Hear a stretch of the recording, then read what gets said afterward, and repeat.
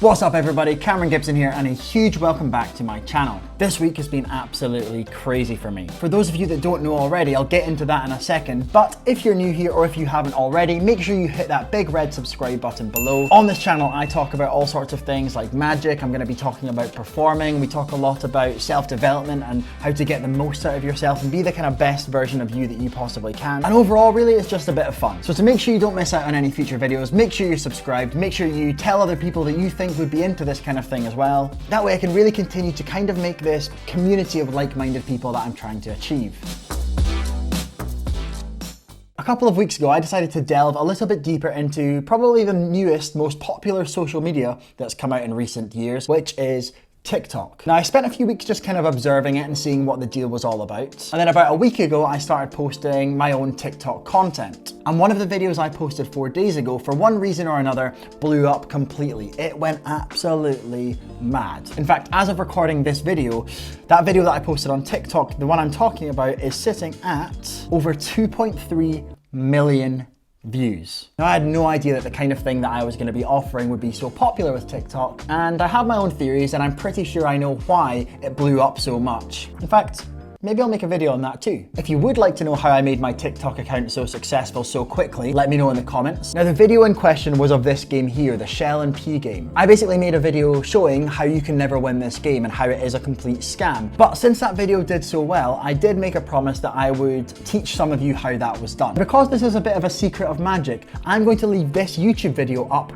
for a maximum of 1 week. After that week, this video will disappear into the ether, it'll go private on my account, and it won't be coming out again. That's really just an attempt to keep the secrets of magic, just that, the secrets of magic. However, if you're here, that means that you are genuinely interested in how this all works, and that is good enough for me. Now, this hustle, this scam, is a very, very old and very classic street hustle, and although it does look very complicated and it can produce amazing results, the solution to it is very, very simple. Before I do tell you how it's actually done, I want to quickly just tell you some of my favorite answers in the comments, some of my favorite, most ridiculous explanations that people gave.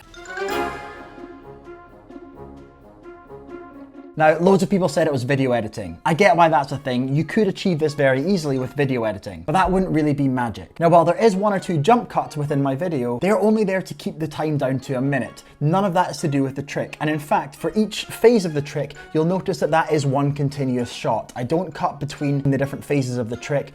I do it for real. My favorite kind of editing type response here was that it was in reverse. I don't even know how that makes a difference. This is the same trick in reverse as it is forward. It makes no difference. I had some people say that there was magnets. There's no magnets involved. These are just plastic walnut shells. They are made of plastic, but they are just that. No magnets involved whatsoever. Some people said that the P wasn't real. The P is real. Here it is here. I had some people say that I was moving stuff under the table. That's not true. I was just sitting with my arm under the table. That's the only reason it was there. Some people said that I had little trapdoors in this this pad here. That's not true. This is actually just my close-up magic pad for all close-up magic. It's just a solid piece of wood with a felt top on it like this. The felt top just makes a nice surface and a good looking surface to perform magic on. And probably my favorite false explanation was a lot of people seem to think that this was an iPad and that the P was just there on the screen. Again, nope, this is just my close-up pad for magic. Nothing strange about it whatsoever.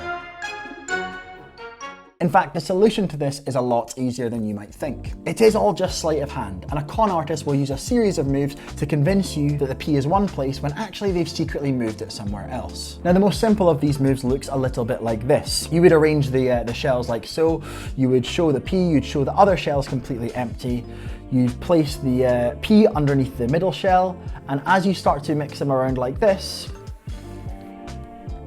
you then move the P. Again, you'll think the P is in one of these ones, but I did actually secretly move it to the middle. Here's how it works. As I place the shell on the P like this and push it forward with this finger, these 2 fingers go right behind the back of the P like this, ready to grab it. As I push it forward, the P is forced out the back of the shell and it is gripped between my fingers like this. I then have control of that P. I can then move these around as much as I want, and whenever I want to load it into a shell, let's say I want to move it into here, I just simply pull the shell over the P like that, and I can then reveal it wherever I want it to be. Now, that's the most simple of the moves, and it does take quite a lot of practice to get it looking good, and you do need to be able to make it look convincing and not make it obvious where you put the P.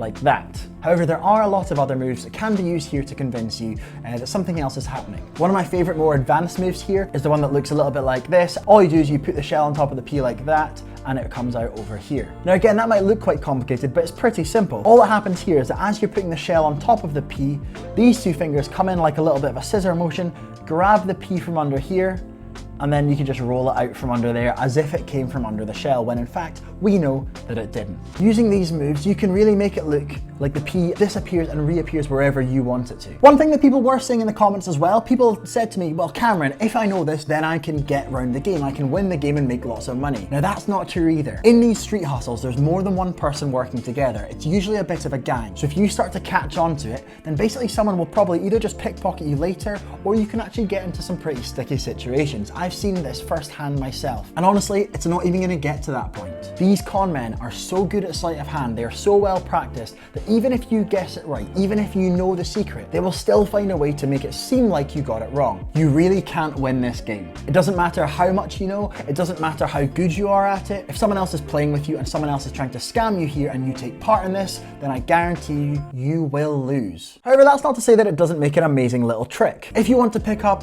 these plastic walnut shells, you can look on any good magic website, any good magic supplier, look for your local magic shop. They will absolutely stock these plastic walnut shells. But I've seen this game played with loads of things. I've seen it played with playing cards. You can play it with bottle caps and coins and things like that. You just have to work out your own variations on that sleight of hand. So there you have it, a really quick fire explanation of the 3 shell and pea game. If you're new here, or if you haven't already, hit that massive subscribe button for more future tutorials on magic, on performing, and all this kind of stuff as well. As always, I hope you have an amazing day, and I will see you in the next one.